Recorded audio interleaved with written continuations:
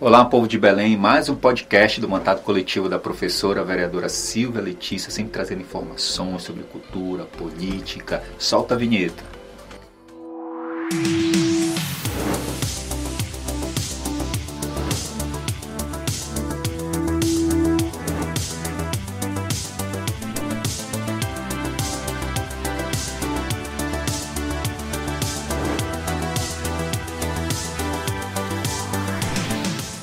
Hoje nós estamos aqui com a coordenadora adjunta do Sindiuepa, Diana Lemes. Eles iniciaram uma greve no dia 9 de maio e vamos falar um pouco sobre como está o andamento dessa greve. Diana, muito obrigado por estar com a gente aqui no nosso podcast. Bom, na verdade, nós que agradecemos a oportunidade que esse mandato nos dá de divulgar a nossa luta e lutar junto conosco, né? A Silvia tem estado com várias ações nossas. Então a gente que agradece, Silvia. É isso. Vereadora. É uma honra, né, Vladimir, estarmos acompanhando essa greve. É mais um momento de luta, né? Então a gente se soma mesmo nessa luta para que seja vitoriosa. A nossa Universidade Estadual precisa de valorização, precisa de respeito por parte do governo do Estado. Conte sempre com o nosso mandato. Diana, quais são os motivos dessa greve que vocês iniciaram? Certo. Motivos, nós temos muitos motivos. O primeiro motivo é que, infelizmente, né, o governo do Estado não prioriza a universidade. Nós temos uma universidade com 22 campos, espalhado por todo esse Estado, mas em termos de orçamento, em termos científicos, em termos pedagógicos, ela não é uma prioridade para esse Estado. Infelizmente, em várias mesas de negociações, isso ficou bem evidente. A prioridade do governo do Estado é a COP30, obras. O que é prioridade para ele na universidade? Fazer campus, fazer obras, porque isso dá voto. Investir na qualidade do ensino, pesquisa e extensão, isso fica muito abstrato, não dá voto. Então, o que acontece? Nós tivemos um orçamento X, né, para o ano de 2024 e ele criou 2 campos novos. Isso interferiu no orçamento que nós tínhamos. O orçamento que nós tínhamos já não era digno de uma universidade que faz ensino, pesquisa e extensão. A partir do momento que ele cria mais 2 campos, isso interfere do que já era pouco. Porque o que acontece? Nós não temos autonomia financeira. E dentro dessa luta de vocês, você já elencou alguns, está também a questão do reajuste salarial, não é isso? Sim, essa questão do reajuste salarial é uma pauta muito importante, sabe? Quantos vocês tiveram de reajuste já esse ano? Esse ano é 0% para todo servidor, toda servidora pública. É isso que nós recebemos como resposta da CEPLAD no dia 10 de abril. Nós, enquanto sindicato, imediatamente marcamos a assembleia para levar essa notícia, péssima notícia para a nossa categoria, e nós não aceitamos 0%. A CEPLAD, no caso, é a Secretaria de Planejamento e Administração do Estado, a Secretaria de Planejamento, ela coordena todo o orçamento de todas as secretarias, inclusive da UEPA. Então, nós temos muitas mesas lá. Nós somos vinculados à SECTET, né, que não é mais SEDUC já há um tempo, que para nós não foi uma coisa muito boa. Porque a SECTET também não tem autonomia financeira. Então, e essa sigla significa o quê? É a Secretaria de Ciência e Tecnologia do Estado. É de lá que vem o orçamento para pagar professores? Não, o orçamento ele vem da CEPLAD. Ela concentra tudo na CEPLAD. Inclusive a própria SECTET, ela tem que relacionar com a CEPLAD para ter seu financiamento. Porque não só a UEPA é vinculada à SECTET, mas também as escolas profissionalizantes. Cursos profissionalizados. Agora com a COP30 o que mais vai ter é curso, né? Então a gente tem esse vínculo pedagógico, científico, mas o financeiro é com a CEPLAD. Certo. Tá? E essa questão da perda inflacionária, vocês já calcularam já? Nós calculamos a partir do IPCA. Eu vou passar aqui para a professora Silvia Letícia nossos estudos. Obrigada. Nossos estudos, eles são coordenados pelo professor Emerson Duarte, que também é do Andes Nacional, nosso professor da UEPA. Estamos, inclusive, montando um grupo de estudo sobre orçamento e financiamento, porque a gente precisa se fundamentar para as mesas de negociação. E pelo IPCA, nossa perda inflacionária é 8%. Nós estamos negociando 7%. Ele está abaixo. E o que acontece? Nós deflagramos a greve, O que eles alegam, Diana, para não fazer isso? Muito importante sua pergunta.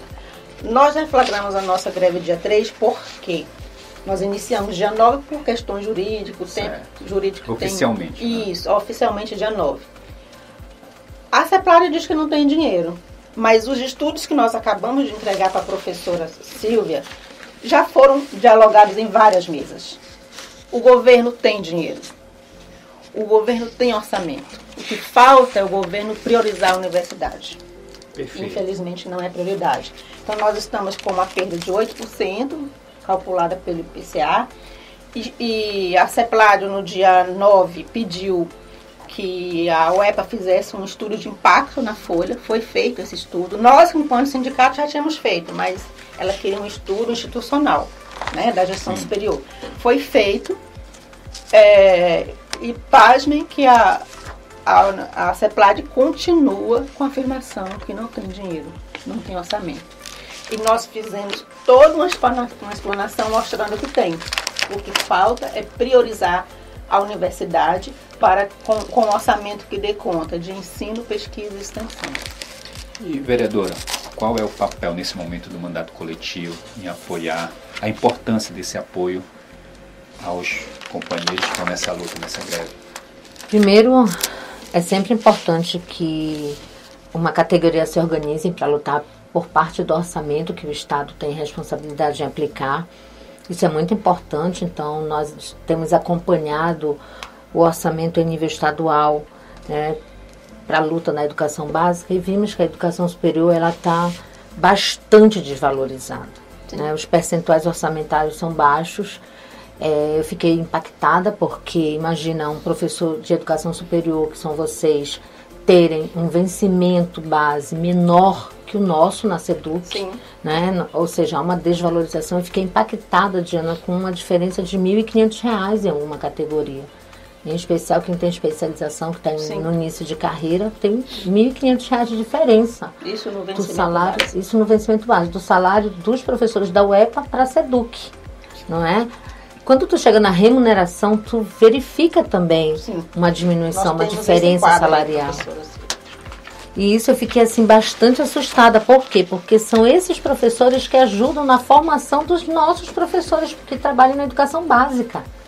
E nós, que estamos na educação básica, temos um salário menor que vocês, Jana. Isso é assim, absurdo. Há uma contradição muito grande. Como que nós, os professores universitários, que formamos os professores que vão atuar na SEDUC e na SEMEC, né? Que demos essa qualidade na formação deles enquanto graduados, futuros professores. Nós temos a UEPA um índice altíssimo de aprovação nos concursos da SEDUC e da SEMEC. Sou professora de estágio, Silvia. Chego na escola, quem recebe a gente? Nossos ex-alunos, nossas ex-alunas. Isso para nós é muito gratificante, porque mostra que estamos num caminho certo de formação, de qualidade. Porém, nós formamos os alunos que vão atuar na SEDUC para ganhar mais que a gente. Não há um contrassenso nisso aí. Ou se ganha equivalente, ou se ganha um pouco a mais pela natureza que é o serviço na educação superior, que envolve ensino, pesquisa, extensão, publicações, toda uma especificidade. Né? Em 2012, na greve de 2012, na negociação que nós tivemos, é que nós receberíamos, né, o Magistério da Educação Superior, 0,5% acima do piso da educação básica. Isso foi cumprido até 2016, depois não se cumpriu mais. E hoje o salário inicial de um professor especialista é R$ 2.640. E o piso é quase R$ 5.000. Então é assim, quase 50% de diferença. Então, nós temos uma pauta justa, muito justa. Nós queremos dialogar sobre isso, nós queremos uma política assim, de salário, uma política salarial. Nós fomos à Secretaria de Planejamento e pedimos o mínimo, um planejamento. Secretaria de Planejamento tem que planejar. Nós não queremos estar com o pires na mão todo ano exigindo a inflação, a correção da inflação. Nós queremos muito mais que isso. Então não tem um piso da educação, né? Superior ainda não. Da educação superior. Inclusive na Casa Civil, nós tivemos várias mesas. Casa Civil, CEPTED, CEPLAG, só CEPLAG foram 3 agora em maio. Inclusive nós colocamos isso na mesa. Né? O governo ele é vaidoso. ele tem pretensões nacionais, por que não ele investir realmente de fato nessa universidade do Estado do Pará, uma universidade que vai, um estado que vai receber a COP30, ele vive viajando para visitar outras universidades, mas ele não valoriza a sua. Então nós propomos isso na Casa Civil, inclusive, que está com a proposta de criar mais 2 universidades. Então, cria o piso da educação superior. Ele poderia apontar caminhos para todo o Brasil. Sim. Pará aponta caminhos e cria o piso nacional da educação superior. Seria até uma marca de governo. Se ele realmente valorizasse a universidade, nós já apontamos caminho para ele. Tem uma logomarca. Quantas reuniões vocês já tiveram com o governo? Reuniões específicas da UEPA nós tivemos 3. Nós participamos de um fórum, né, dos sindicatos. Tivemos várias reuniões.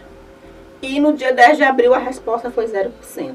Nossa categoria não aceitou. Sempre alegando que não tem falta de orçamento. Mas esse ano eles inauguraram 2 universidades, que foi Pará, o Pé, 2 campos. Como é que o governo explica quando vocês colocam isso em pauta? Porque tenho certeza que vocês devem ter feito isso. Né? Então, para nós, lógico que é importante a expansão da educação superior e de preferência pública. Só que tem que ser com qualidade, tem que ser com planejamento.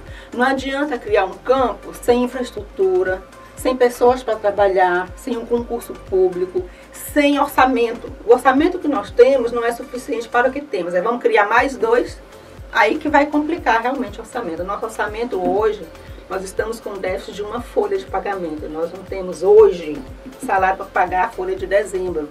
Nós vamos precisar de suplementação financeira. Tá? Por quê? Porque se planejou, precisou mexer por causa dessas criações de campos sem planejamento. O planejamento ele é político. O deputado fulano, a base dele é Paraupebas, então tem que criar lá um campus com a Vale. Tem toda uma questão política por trás. As questões pedagógicas, científicas, elas ficam terceirizadas. Deixa eu te fazer uma pergunta, Diana. Nós eu acompanhei uma última mesa que ocorreu da greve com a reitoria. Sim. E nessa mesa ele colocou, o reitor, que o governo do estado passou a responsabilidade para esse debate, né, do reajuste, de encontrar alternativas para o reajuste do salário de vocês para a reitoria.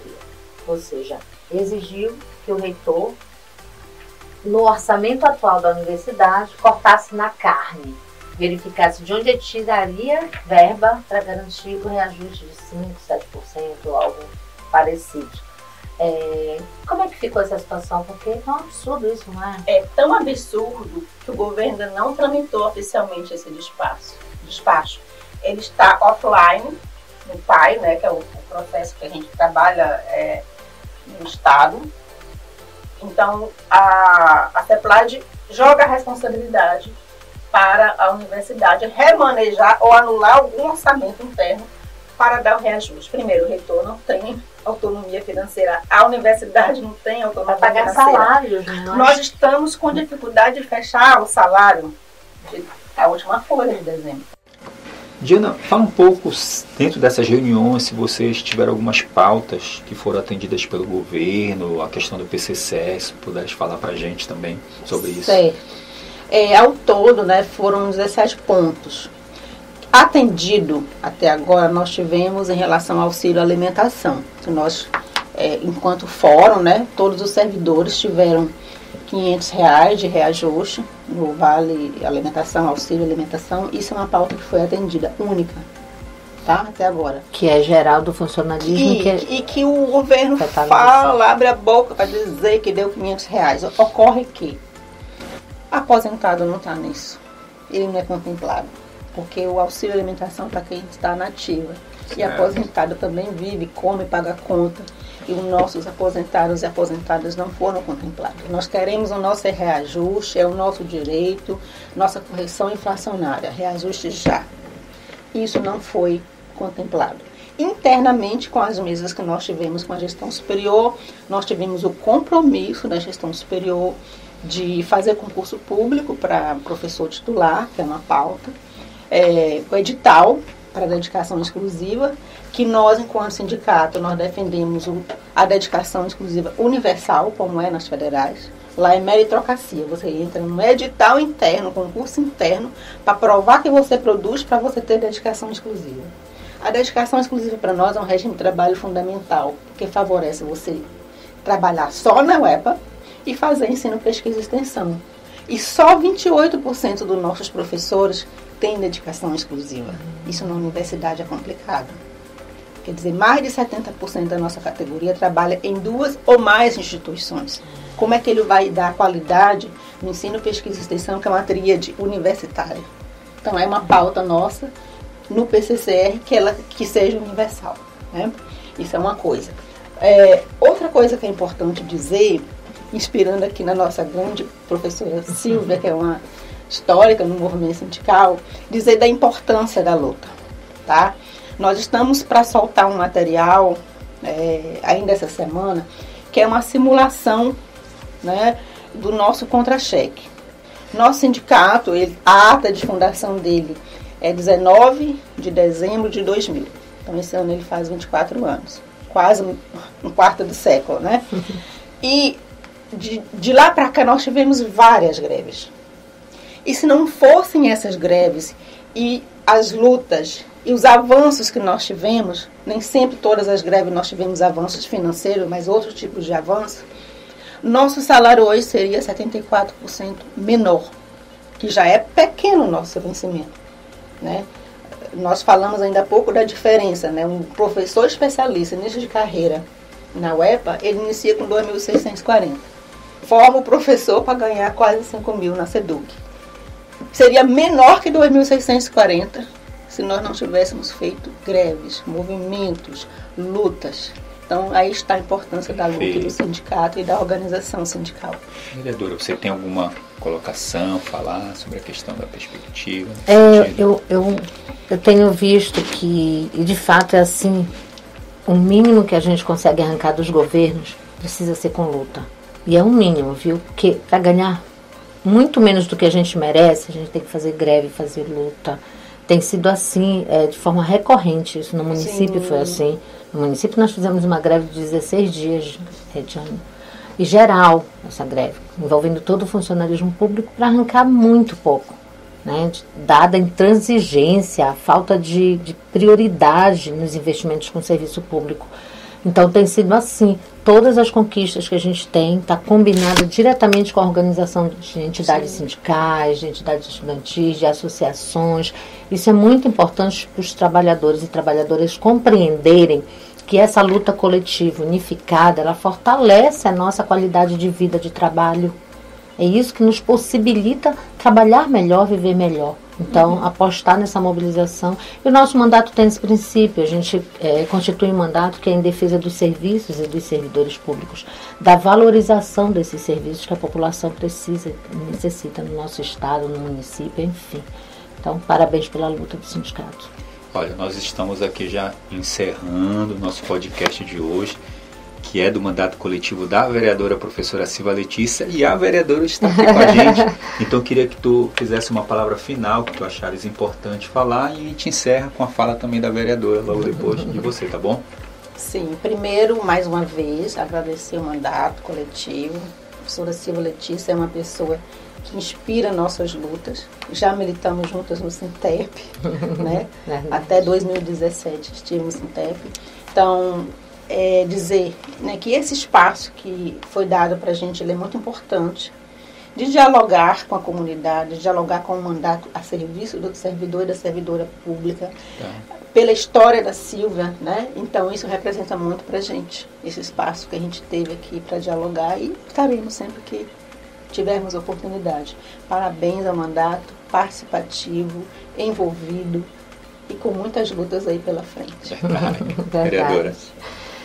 Eu quero agradecer também, né, o pastor Vladimir, nosso co-vereador, e esse espaço, porque, assim, é necessário que a gente consiga dialogar com a população sobre as nossas demandas. Não é um problema da universidade apenas a falta de investimento na educação superior e a falta de prioridade na educação, É um problema geral de toda a população. Essa greve não pode ser só de quem estuda e trabalha na universidade. Ela precisa contar com o apoio da população como um todo, porque são os nossos filhos, são os nossos netos, são os nossos jovens que passam pela universidade para tentar, né, a educação superior, que já é tão difícil para o povo pobre acessar. Não é fácil, não tem sido fácil.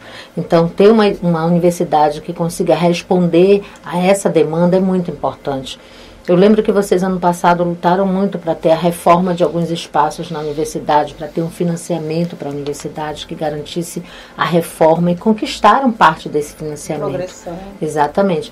A carreira que desenvolveu minimamente. Então, agora é necessário lutar para ampliar esse orçamento, para garantir que haja uma suplementação orçamentária, mas não só isso para agora. É preciso que dentro do orçamento a universidade seja prioridade. Então conte com o nosso mandato, conte com o nosso apoio, nos calendários que virão. Às vezes nós não podemos estar os 5 na agenda, mas um ou outro que esteja é fundamental, porque representa essa retaguarda que a gente quer permanecer dando, apoio político, financeiro, apoio social, apoio em todos os momentos para que essa greve seja vitoriosa. E com certeza, Diana, ela será vitoriosa, porque ela conseguiu mobilizar os estudantes, os profissionais e denunciar essa falta de vergonha, né, na cara que o governo tem de falar tanto em políticas públicas de valorização na educação, por exemplo, e deixar a universidade estadual amíngua, né, desvalorizada. Então, parabéns pela luta, conte com o nosso mandato. Então é isso, pessoal. Encerramos aqui mais um podcast. Até o próximo programa.